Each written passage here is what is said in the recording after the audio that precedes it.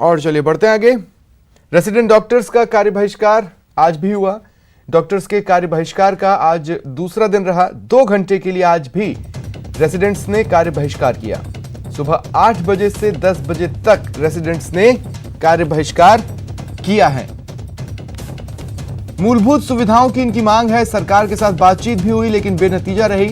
प्रदेश में resident doctors आज भी सुबह 8 बजे से 10 बजे तक 2 घंटे का कार्य बहिष्कार करते नजर आए।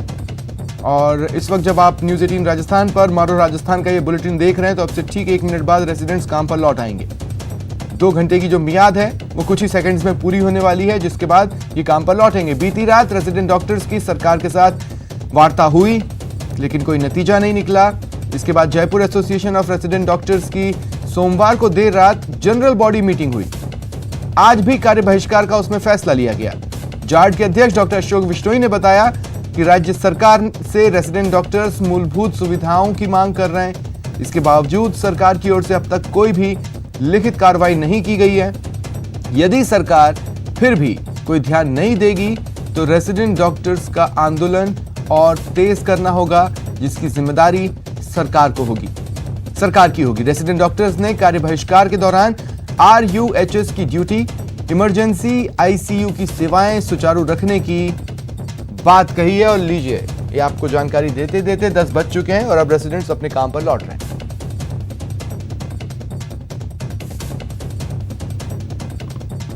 और सहयोगी सचिन इस वक्त मेरे साथ जयपुर से लाइव जुड़ रहे हैं। सचिन, बस आपसे बातचीत शुरू कर रहा हूं, 10 बज चुके हैं, जिसका मतलब है कि रेसिडेंट्स अब काम पर लौटेंगे।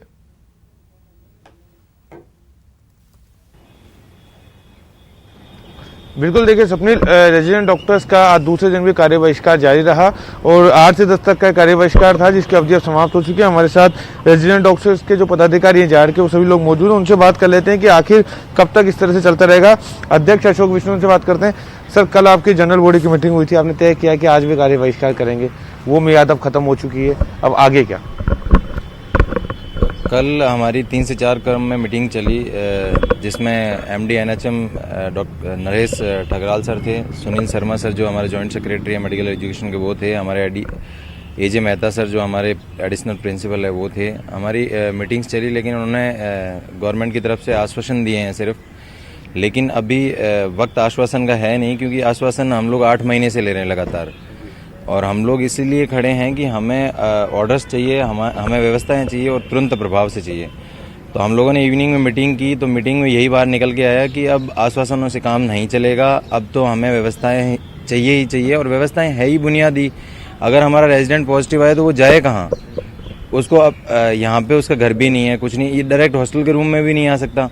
तो वो कॉमन वार्ड जो इतने बुरे हालात में हैं और वहाँ भी खाली नहीं है, मतलब जगह नहीं है उनको रहने के लिए, जाएँ कहाँ वो?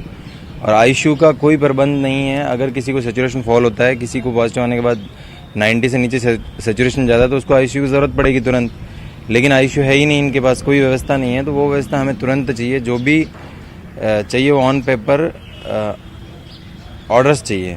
तो इसके लिए हम लोग अगर आज हमारा लगातार चौथे दिन विरोध प्रदर्शन जारी है, जिसमें 2 दिन हम लोगों ने काली पट्टी बांध के सांकेतिक विरोध प्रदर्शन दर्ज किया था गवर्नमेंट के, तब जाके गवर्नमेंट ने हमसे बात की है इस बारे में, लेकिन अभी भी हमारा कोई सकारात्मक रिजल्ट्स जो है आए नहीं है। तो दूसरे दिन कार्य बहिष्कार 2 घंटे का जारी है और अगर आज भी गवर्नमेंट किसी नतीजे पे नहीं पहुंचती है तो फिर हम लोग कड़ा रुख करेंगे। इसके लिए गवर्नमेंट ही जिम्मेदार होगा, क्योंकि हम लोग मजबूर हैं।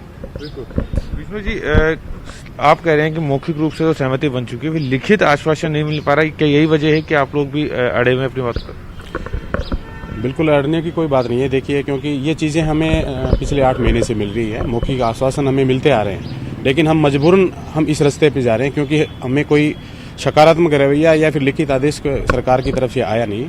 और कल की जो मीटिंग हुई उसमें भी उनका रवैया वही डुलमुल रवैया था, जो कि हम पिछले 8 महीने से झेलते आ रहे हैं। तो हमारी यही अपील है सरकार से भी कि आप इसमें जल्दी से जल्दी कोई सकारात्मक पहल करें, ताकि जनता को और हमें भी इसी रास्ते पे नहीं जाना पड़े। पर सर जी, आपके अध्यक्ष साहब कह रहे हैं कि कोई कड़ा रुख अपनाएंगे, क्या माना जाए? क्या हड़ताल जैसा कदम भी आप लोग उठा सकते हैं? हमें पिछले 8 महीनों से गवर्नमेंट सिर्फ आश्वासन दे रही है। हम चाह रहे हैं, जो अभी मीटिंग हुई है सिर्फ उन्होंने बोला, वर्बली बोला है, कोई भी इस पर लिखित कमेंट नहीं किया है। तो हम चाहते हैं कि ऑन पेपर रिटर्न में आए, जिससे हम ये लोग उसे इम्प्लीमेंट कर सकें।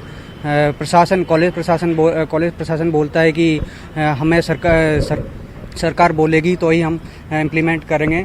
कॉलेज प्रशासन भी हमारा पूरी तरह साथ नहीं दे पा रहा है। क्या मंत्री लेवल पे कोई बातचीत हुई? क्योंकि अगर सरकार की तरफ फैसला होना है तो शायद मंत्री जब तक दखल नहीं देंगे शायद कोई फैसला नहीं हो सकता। मंत्री जी से परसों मुलाकात हुई थी हमारी। मंत्री जी ने आश्वस्त किया था कि ये कमेटी गठित की जाएगी। एक कमेटी उन्होंने बना भी दी है, वो अपना काम कर भी रही है, लेकिन कहीं ना कहीं ये है कि नतीजा नहीं मिल रहा है हमें। वो अपना काम कर रहे हैं, कमेटी बनी हुई है, वो भी काम कर रही है। ड्यूटी रोस्टर है हमारे रेजिडेंट्स का, एनेस्थीसिया, मेडिसिन और टीबी टेस्ट का, उसका भी चल रहा है। तो काफ़ी चीज़ें हैं, वो वर्कआउट भी कर रहे हैं। हम लोग भी देख रहे हैं यहाँ से कि क्या संभव हो सकता है और क्या हमारे लिए सही प्रायोरिटीज हो सकती है, क्योंकि अभी ये जो कोरोना का समय है ये बहुत ही कठिन है सब लोगों के लिए। आम जनता के लिए भी बहुत कठिन है और हमारे डॉक्टर्स के लिए उससे भी ज़्यादा कठिन है, क्योंकि आम जनता का इतना एक्सपोजर नहीं है जितना डॉक्टर्स का है। डॉक्टर सारे लोगों से मिल रहे हैं, एक दिन में 200 से 300 एक्सपोजर हैं यहाँ पे, और बहुत सारी पॉजिटिव लोग हैं यहाँ पे जो भी करवा रहे हैं अपना टेस्ट।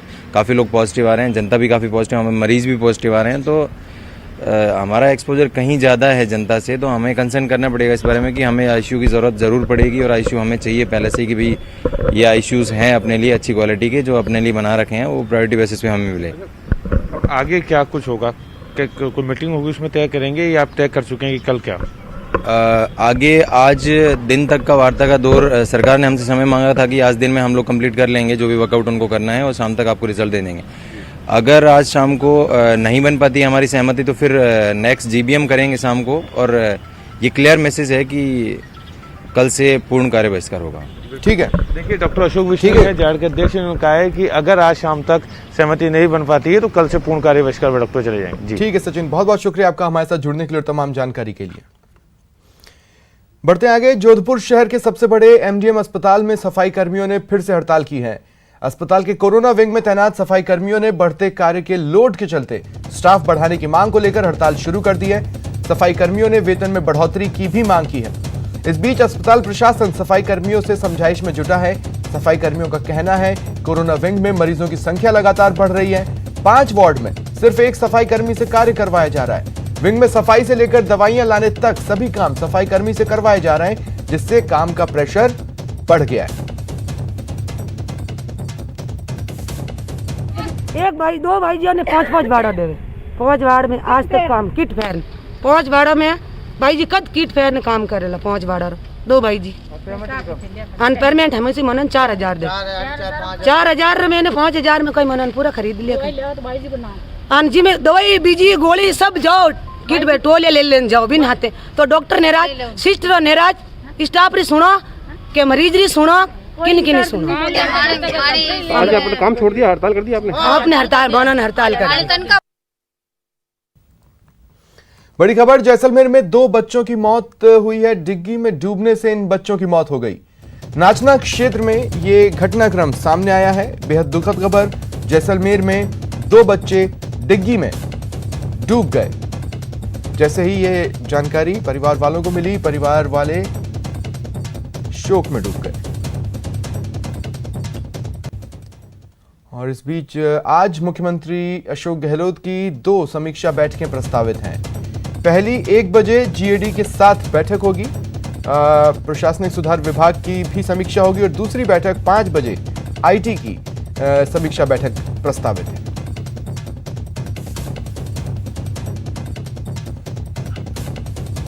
तो आज 2 बड़ी बैठकें मुख्यमंत्री अशोक गहलोत करने वाले हैं। दोनों समीक्षा बैठकें हैं। 1 बजे जीएडी के साथ बैठक होगी। प्रशासनिक सुधार विभाग के जो कामकाज हैं, योजनाओं की क्या प्रगति है, इनकी समीक्षा की जाएगी। जरूरी दिशा निर्देश मुख्यमंत्री अशोक गहलोत देंगे। 5 बजे आईटी डिपार्टमेंट की समीक्षा बैठक प्रस्तावित है। लक्ष्मी विलास पैलेस होटल मामले की सुनवाई आज राजस्थान हाईकोर्ट में होगी। इस मामले में सीबीआई कोर्ट ने पूर्व केंद्रीय मंत्री अरुण शौरी को भी आरोपी बनाए जाने के आदेश दिए। शौरी और अन्य आरोपियों पर साल 2002 में होटल को औने पौने दामों में बेचकर सरकार को करोड़ों का नुकसान पहुंचाने का आरोप है। सीबीआई की विशेष कोर्ट जोधपुर के जज पूरण कुमार शर्मा ने प्रसंज्ञान लेते हुए पूर्व केंद्रीय मंत्री अरुण शौरी, पूर्व आईएएस अफसर प्रदीप बैजल और भारत होटल्स लिमिटेड की प्रबंध निदेशक श्रीमती ज्योत्सना शूरी समेत 5 लोगों के खिलाफ आपराधिक मुकदमा दर्ज करने के आदेश दिए थे। भारत होटल्स लिमिटेड की प्रबंध निदेशक ज्योत्सना शूरी ने सीबीआई के आदेश को अनुचित बताते हुए हाईकोर्ट में चुनौती दी है। शूरी की तरफ से हाईकोर्ट में पूर्व केंद्रीय विधि राज्य मंत्री और सांसद पीपी चौधरी बतौर वरिष्ठ अधिवक्ता पैरवी करेंगे।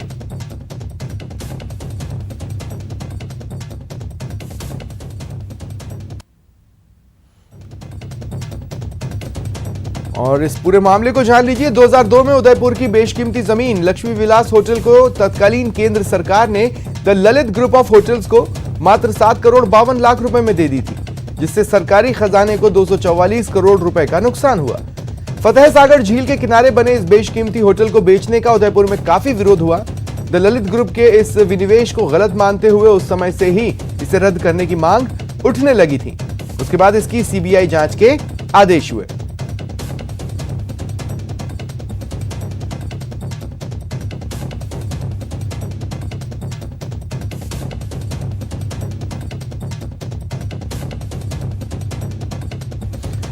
और इस वक्त सहयोगी कपिल श्रीमाली और चंद्रशेखर मेरे साथ जोधपुर और उदयपुर से जुड़ रहे हैं। सबसे पहले चंद्रशेखर, मैं आपके पास आ रहा हूं। करीब कितने बजे के आसपास सुनवाई का टाइम निर्धारित हुआ है?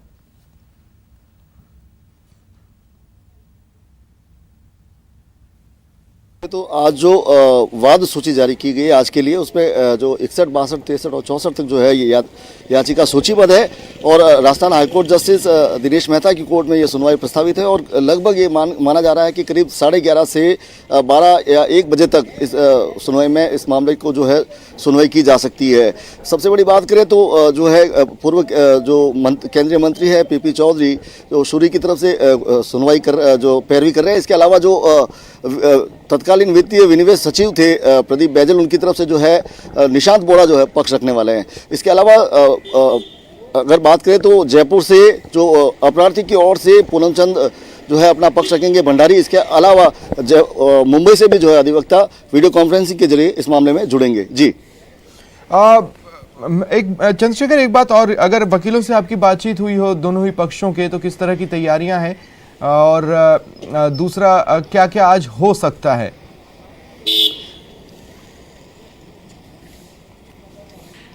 देखिए, अगर बात करें तो जिस तरह से अधिवक्ताओं का पूरा फोकस इस मामले में है कि जो है सीबीआई कोर्ट ने जो आदेश दिए एफआईआर दर्ज करने के, उस पर जो है स्टे लग जाए। अगर इतना नहीं तो कम से कम जो है नो कोर्सिव एक्शन का आदेश लेने का वे प्रयास करेंगे ताकि किसी प्रकार की गिरफ्तारी का सामना इनको नहीं करना पड़े। आज जो है पूरा का पूरा जो है सभी का जो ध्यान इस तरफ है कि किसी भी तरह फौरी राहत ही सही, छोटी मोटी राहत जो है कोर्ट से मिल जाए तो कम से कम उनका जो आगे की जो है रास्ता आसान हो जाएगा। जी स्वप्निल। ठीक है, बने रहें। कपिल, मैं आपके पास आ रहा हूँ। काफ़ी मास मूवमेंट था उदयपुर में और मेजॉरिटी में जो लोगों की भावनाएं थी वो इस केस से जुड़ी हुई थी। अब तो तमाम हलचलों पर उदयपुर निगाह रखता ही है।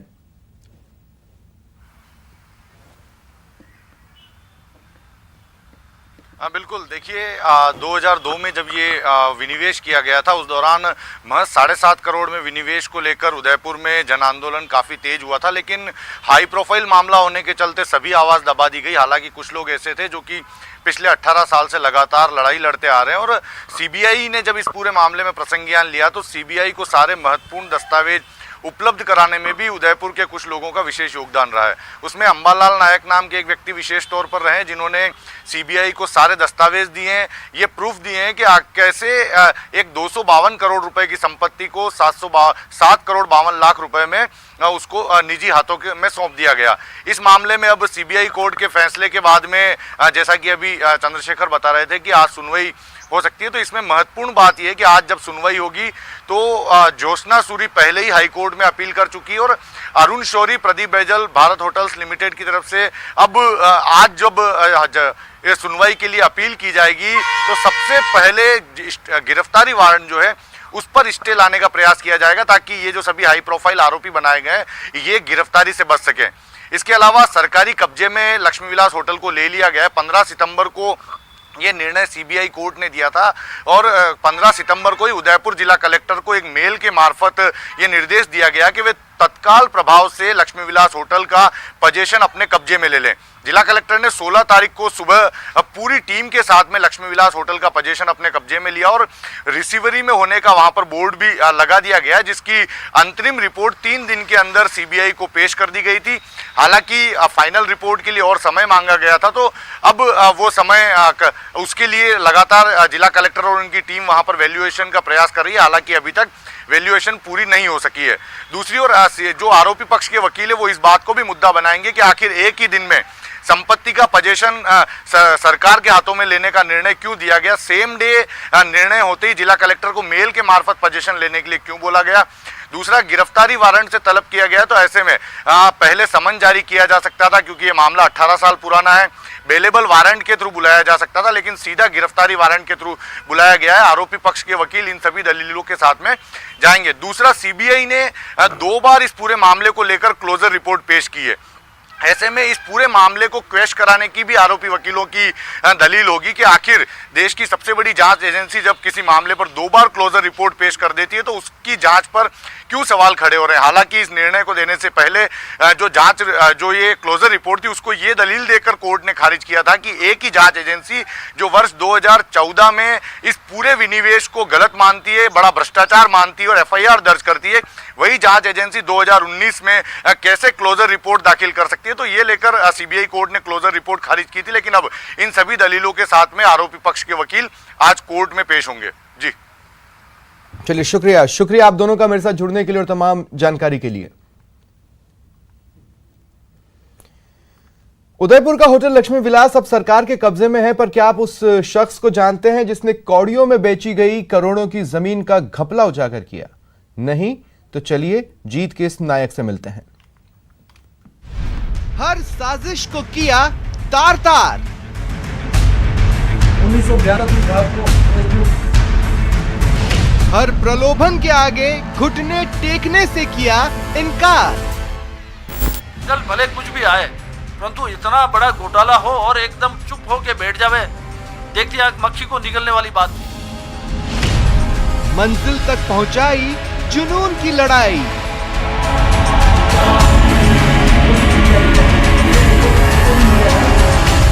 बेशकीमती जमीन सरकार को दिलाई।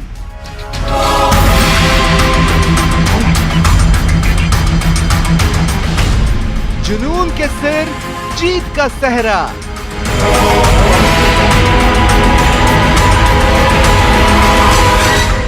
पहले जांच की उसमें तो अपराधी मान लिया है और घोटाला मान लिया है।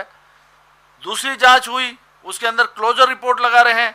तीसरी जांच हुई उसमें क्लोजर रिपोर्ट बिना जांच के क्लोजर रिपोर्ट लगा रहे हैं, यानी कि कहीं न कहीं है ना किसी न किसी के। देश की सबसे ताकतवर जांच एजेंसी इंसाफ पाने की हर कोशिश पर पानी फेर रही थी, पर अंबालाल नायक ने भी ठान रखी थी, अंजाम चाहे जो हो जीत हासिल करके ही रहूंगा।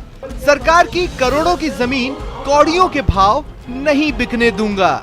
यानी सीबीआई को कलेक्टर स्टैंप ड्यूटी की जो रिपोर्ट थी, वैल्यूएशन रिपोर्ट, वो पेश की। इन्होंने बताया था कि झील के किनारे 500 मीटर तक नो कंस्ट्रक्शन जोन है। मैंने लीला का उदाहरण दिया, मैंने रेडिएशन का उदाहरण दिया।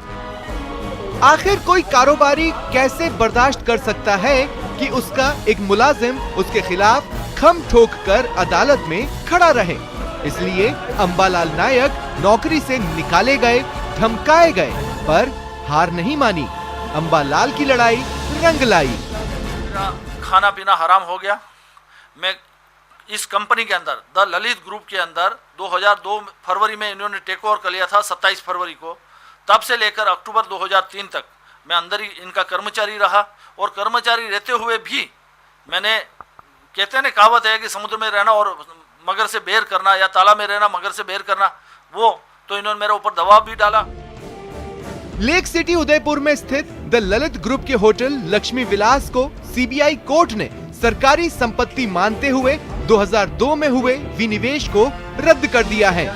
होटल को लेकर दिए गए सीबीआई कोर्ट के आदेश के बाद जिला कलेक्टर ने होटल के सभी दस्तावेजों को अपने कब्जे में ले लिया है। और होटल प्रबंधन को बैंक ट्रांजैक्शन समेत किसी भी व्यावसायिक गतिविधि में छेड़छाड़ नहीं करने के स्पष्ट निर्देश दिए हैं। 2002 में उदयपुर की बेशकीमती जमीन लक्ष्मी विलास होटल को तत्कालीन केंद्र सरकार ने the Lalit group of hotels को मात्र 7 करोड़ 52 लाख रुपए में दे दिया था, जिससे सरकारी खजाने को 244 करोड़ रुपए का नुकसान हुआ। फतेह सागर झील किनारे बने इस बेशकीमती होटल को बेचने का उदयपुर में काफी विरोध हुआ। द ललित ग्रुप के इस विनिवेश को गलत मानते हुए उस समय से ही इसे रद्द करने की मांग उठने लगी थी। उसके बाद इसकी सीबीआई जांच के आदेश हुए। बहुत बड़ी साजिश थी। ललित सूर्य, अरुण शौरी, ये सब हादी बन रहे हैं ना, ये कहने की बातें हैं। बाकी तो इन्होंने बड़ी साजिश के तहत इस प्रॉपर्टी का डिसइन्वेस्टमेंट किया और एक ही आदमी को विशेष को सिंगल टेंडर पे, आप मार्केट में ओपन टेंडर निकालते हैं। इंसाफ की इस लड़ाई में कदम कदम पर जोखिम था। अंबालाल ने 18 साल बेहद मुश्किल में गुजारे, लेकिन अंत में इनके जुनून पर जीत की मुहर लगी। सचमुच सत्य परेशान हो सकता है, पराजित नहीं। न्यूज़ 18 राजस्थान के लिए उदयपुर से कपिल श्रीमाली की रिपोर्ट। वक्त एक ब्रेक का, ब्रेक के बाद दिखाएंगे कहां पहुंचा कोरोना का आंकड़ा।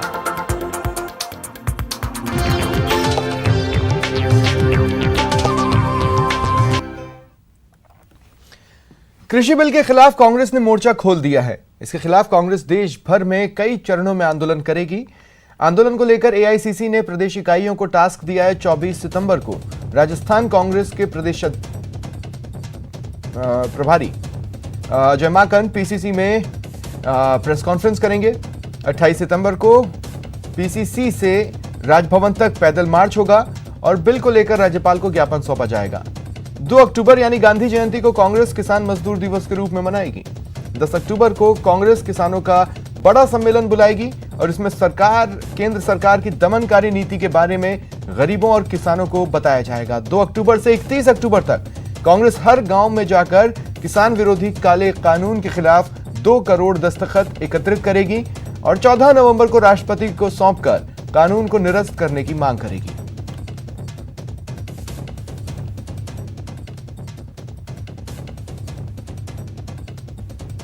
कोरोना संक्रमण को काबू करने के लिए मुख्यमंत्री अशोक गहलोत ने कुछ सख्त कदम उठाए हैं। 11 जिलों में धारा 144 लगी, जरूरत पड़ने पर इसका दायरा बढ़ेगा।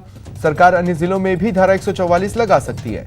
कोरोना समीक्षा बैठक में सीएम गहलोत ने 11 जिलों में धारा 144 की सख्ती से पालना के निर्देश दिए। कहा कि कोरोना संक्रमण रोकने के लिए जरूरत पड़ने पर अन्य जिलों में भी सरकार ऐसा कदम उठाने से नहीं हिचकेगी। सीएम ने प्रदेश में कोरोना संक्रमण की स्थिति को देखते हुए ऑक्सीजन युक्त आईसीयू और वेंटिलेटर्स युक्त बेड की संख्या बढ़ाने के निर्देश दिए।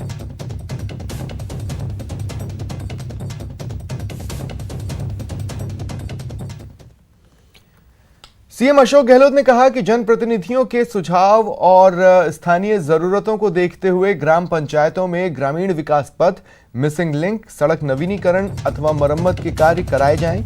सीएम गहलोत सोमवार को सीएमआर से वीडियो कॉन्फ्रेंसिंग के जरिए सार्वजनिक निर्माण विभाग की समीक्षा बैठक ले रहे थे। उन्होंने कहा, अच्छी और गुणवत्तापूर्ण सड़कें बने, यह राज्य सरकार की प्राथमिकता में है।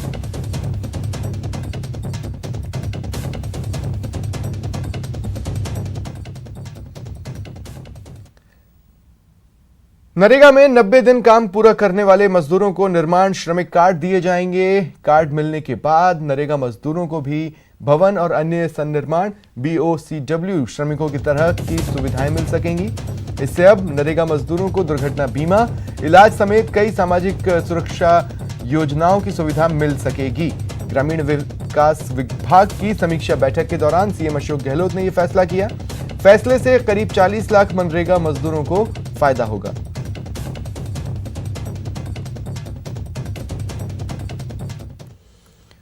और लंबे समय से पद बढ़ाने की मांग कर रहे कनिष्ठ सहायक भर्ती 2018 के नियुक्ति से वंचित अभ्यर्थियों की आखिरकार मांग पूरी कर दी गई है।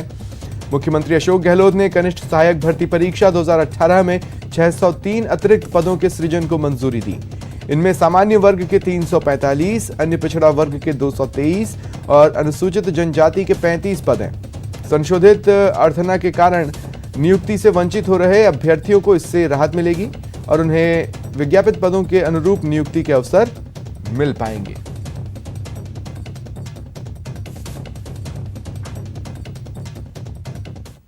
और वक्त एक ब्रेक का, ब्रेक के बाद दिखाएंगे कोरोना की बेलगाम रफ्तार।